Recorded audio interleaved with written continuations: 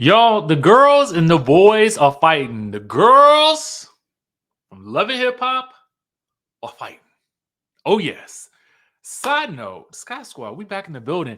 Let me tell you about, I just went to this new barber and they gave me this little fresh little lineup. I'm like, I ain't never seen a line like this. Now I likes this. Okay.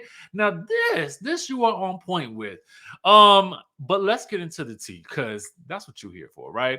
So, how about we had just recapped Love and Hip Hop from the other night. Well, we learned that Safari had apparently hit on Sierra, and then Sierra ended up telling Erica Mena about a month later because she didn't want to put her friend through any more turmoil. Okay, but she was talking to Safari. I'm assuming because she was maybe having some issues with Eric. Now we're gonna get into this. When we saw it on TV, Sierra said she looked mad, uncomfortable. She was uncomfortable. She didn't think that was gonna come up on television, so she was shocked by it. So now she is saying that she's no longer friends with Bambi nor Erica because they didn't defend her during the Safari drama. She says, as my friends, you would think they would stand up for me and not let the world think that I was really trying to F this clown, right? So I'm assuming that she wanted them to stand up for her after maybe the episode aired, but I didn't even get the sense that they needed to. But let's get into it because she's saying that she felt like she was betrayed for the sake of reality TV. So let's hear what she has to say. Crazy how, for one, I'm a black girl and everybody said I was lying. The proof right there in the pudding. But we filming about this on Love and Hip Hop. Y'all was gonna see it eventually. But everybody was like, "Oh, Sierra lying, she lying." One thing about it, baby, I've made money my whole since for the last 6 years. I struck on my ass off. Me and this little girl. We was broke. We was homeless. If I don't have nothing else, I have dignity, pride, and respect. And I'm a real friend. I'm a real friend. Secondly, when it happened, I called Bambi and my husband at the time, Eric. So wait, if she called Bambi, why did Bambi act like she didn't know in the scene? And was she talking to Safari about Eric and then needed to call Eric? Like, what? I mean, I guess that's the right thing, but I'm still confused about why Bambi acted like she wasn't a part of the group chat. But let's continue. And it did hurt my friendship. We're all not friends no more, and I don't want to be back their friend. And I'm good. I'm done. Wait, I mean, I need to? Okay. And I love them girls like real blood sisters. No, I didn't call Erica first. That could have been my biggest mistake, but I called my husband. I called my husband and told him what happened. You want to know why I didn't tell Erica? It's crazy how, for one, I'm a black girl. Because I watched my friend and nurtured my friend at the time back to life when all that stuff was going on with Safari. Erica almost lost her mind when he was doing all that stuff to her. We watched her go from being almost 150 some pounds to 120 something pounds, and y'all did too, because he drug her. Safari really drug her. So it bothered me. That shit mentally messed me up because I'm assuming she meant he was dragging her in the media. I'm assuming that's what she means. Okay, let me I'm gonna try to clarify that, but I just want to make that distinction. Okay. every day I was going back and forth in my head like, I don't want to hurt her. I know she loved this man. I don't want to hurt her. I don't want to hurt her. So I didn't want to hurt her, so I was going back and forth, but I knew I told one of my best friends, which is Bambi, and I told my husband at the time. So that gave me some type of peace. But because I'm so much of a real bitch, excuse my language because I'm on my healing journey and I don't supposed to be talking, because I watched my friend and nurtured my, and I don't supposed to be talking like this, but because I'm so much of a real girl, I could not hold it no more. Erica called me and I said, I got something to tell you. Promise me you're not going to hate me, and promise me you're not going to stop being my friend. Those are the words that I told her. She was like, I promise, I promise, I promise. We ain't friends no more. We ain't friends no more. I said, promise me you're not going to hate me, and promise me you're not going to stop being my friends. Because whether Safari was doing it, y'all know I'm a crybaby because I'm sensitive about my shit and I'm a passionate person. But I'm not about to cry because I've been doing good. I've been going to my counseling sessions and I've been a lot better. But she was side note, she been going through it.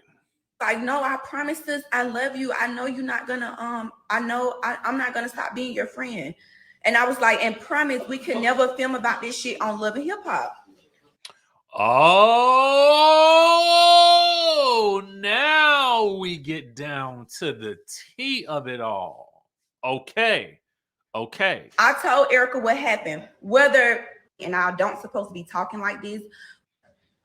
Safari was playing with me or not, he was out of line. He shouldn't have done that. He shouldn't have called me. He shouldn't have told me that stuff. He shouldn't have been saying he want to be with me. He shouldn't have done none of that.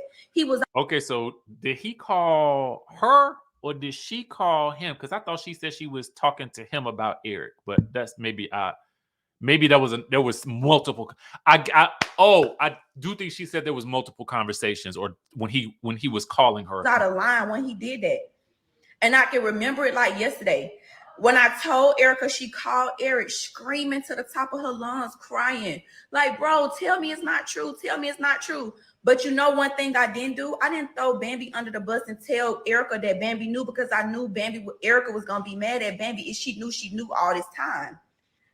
So I told Erica the only person that knew was Eric, when it realistically the people that I told first was Bambi and Erica. I mean Bambi and Eric. So when it all came out, me and Erica was crying. She was hurt. She was distraught. I was hurt. You know, all them days I was living with not telling her that Safari was playing with me or not. Telling her that shit was tearing me into pieces as a friend. But I knew I told Baby. I knew I told Eric. So it still didn't make me feel good. It still didn't make me feel good. It's just so fucked up. It's so fucked up that all this stuff happened and then nobody stood up for me. Everybody know how hard I go for my brand. I don't hang with other celebrities. I don't ask people for shout outs. I have helped thousands of girls make thousands of dollars, made 100 millionaires. And it's so crazy how the enemy be working against people. But as my friends, how hard I've been going for them on Love and Hip Hop, about to fight they niggas, they mistresses and all that. You would think that they would stand up for me and say one thing and not let the world think that I was really trying to fuck this clown. Erica and Bambi, we're not friends anymore. Just so the world will know. We're not friends anymore. And it's so fucked up because I love them. I'm telling her that shit was I love them bad.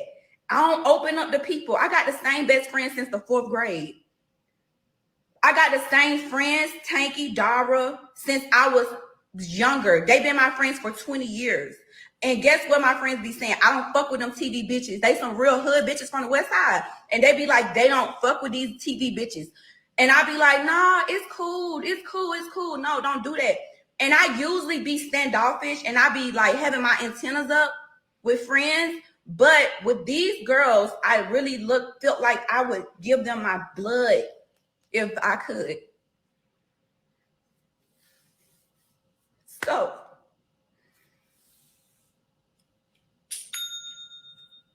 but that money ain't gonna stop moneying. As I'm saying this, I'm saying, let me go through my healing journey. Stop. I don't want no Safari. I was not lying. I showed y'all I love them bad. I never got the sense that she wanted Safari. So I didn't know that there was something to defend, unless y'all can tell me something that I missed. I was not lying. I showed y'all the text. I showed y'all everything. One thing about it, I've been married my whole life. I got respect. I don't even put on tight clothes around people, men. I don't do that. I don't do that. I don't even put on tight clothes around people, men. I was not lying. I showed y'all the text. Sierra called me one day. So yeah, I'm not.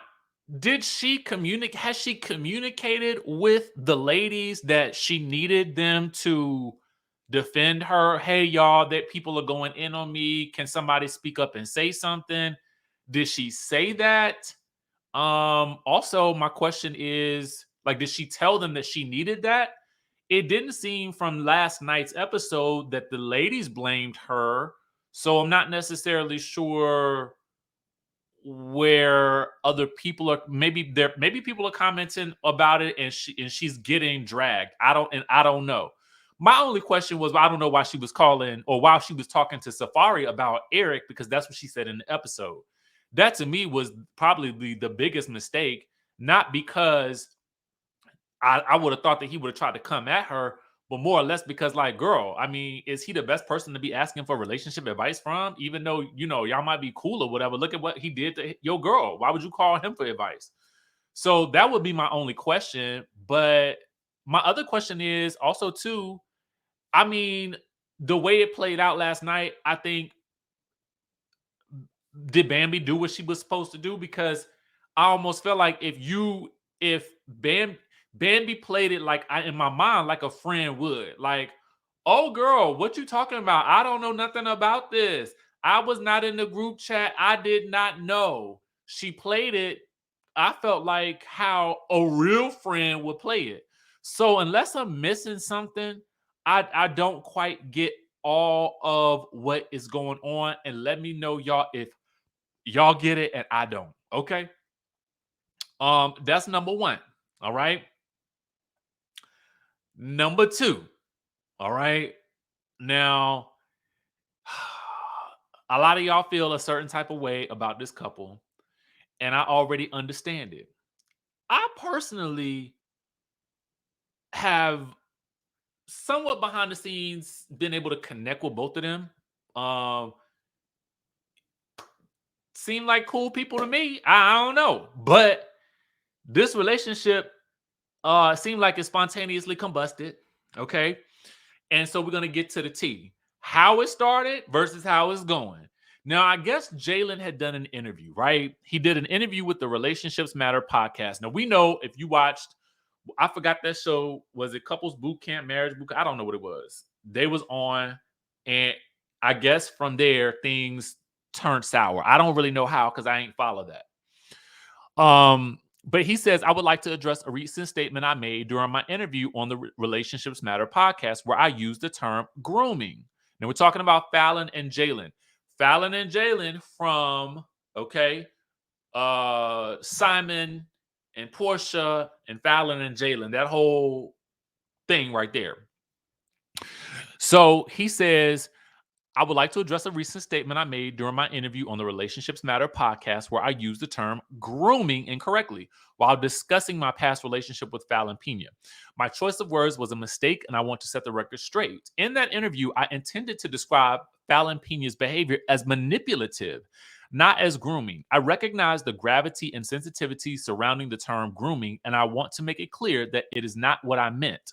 My intention was to highlight the manipulative aspects of our relationship, which had caused distress. Since the interview, I've noticed that Falynn has attempted to turn the situation into a joke to further her own gain.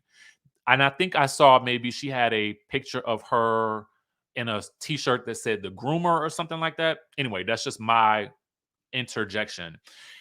He then goes on to say this behavior raises concerns about her character and her apparent insensitivity towards the seriousness of the matter at hand. It's unfortunate that she has chosen this path rather than addressing the real issues that were discussed during the interview.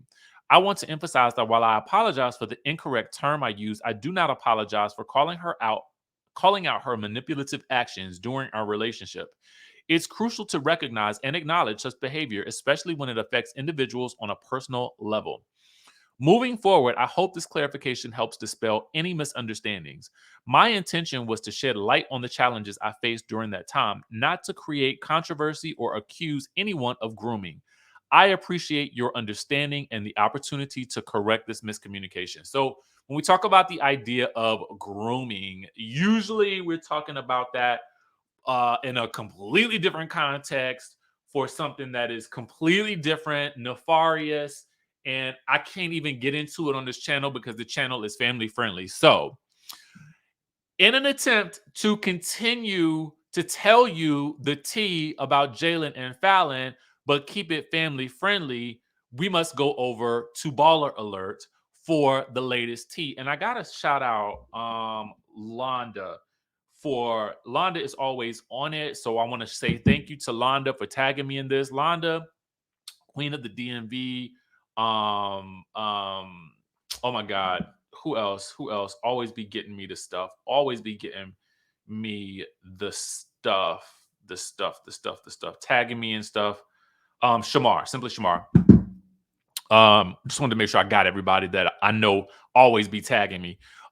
Which I thank God. I thank the Lord. Thank the Lord for them. All right. Thank the Lord for you.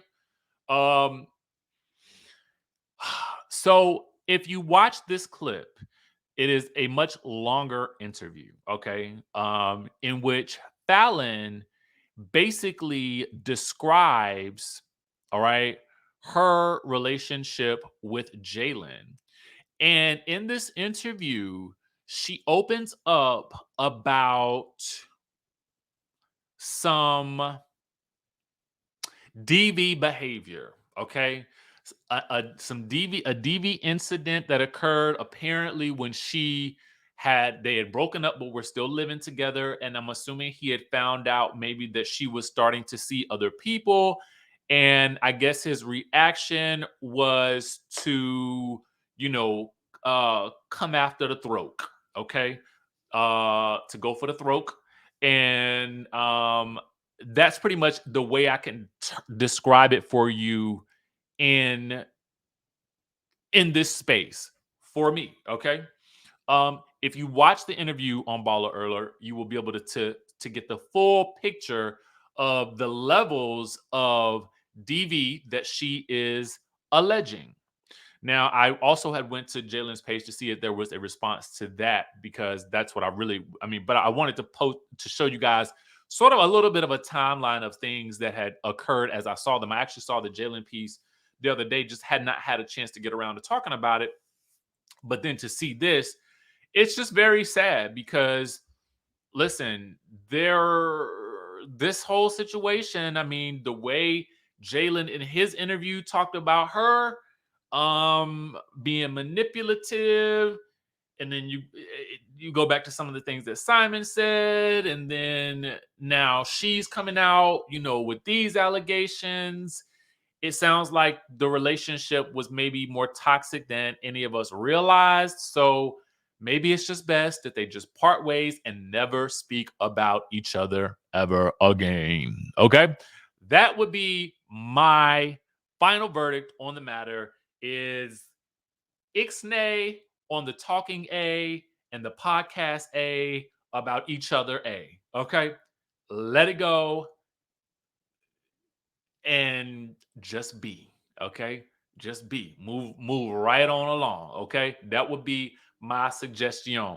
Because in these types of situations, especially when you have been in relation with someone, the one person starts to open up the can of worms, and then the other person's gonna open up the can of worms, and now it's all is worms on the floor. Okay.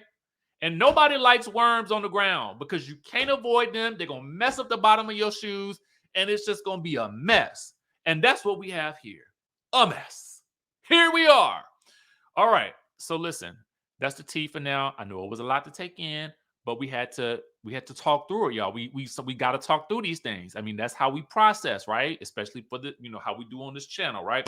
So anyway, let me know your thoughts about these situations in the comment section down below. Of course, I got to do my own pluggerization for my book. If you haven't already purchased it, make sure you go ahead and do so on the Amazon, on the Audible, all those good things, and leave me a review so I can know what you're liking, what you want more of, in book number 2. So I can, if I need to go back in and re-edit some things, if there are characters that you want to see more of, I want to know those types of things. I want to know your feedback so I can make it even better. So with that being said, I will catch you all in the next video. So I'm Richie Skye, the author and publisher of The Wickedest Wives, Desiree's Desire, which is book 1 in a series. This book is about redemption. It's the story of a disgraced journalist who has lost everything. And now she has to rebuild her life brick by brick. And what better way to do that than to join a reality TV show? Why not?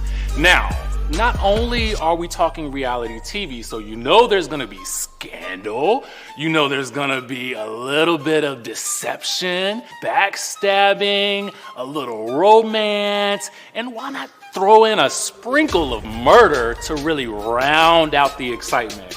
So I really want you guys to dive headfirst into these books.